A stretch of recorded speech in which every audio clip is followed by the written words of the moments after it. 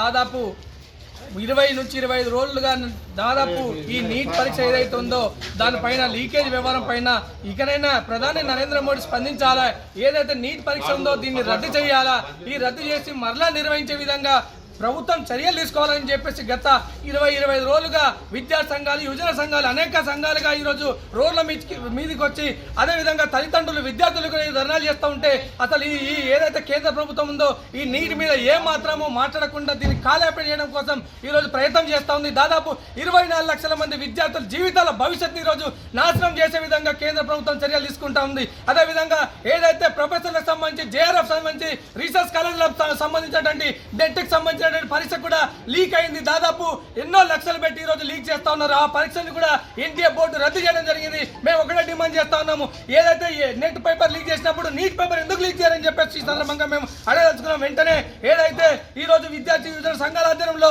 ఈ స్కూల్ బంద్ చేయడం జరుగుతూ ఉంది.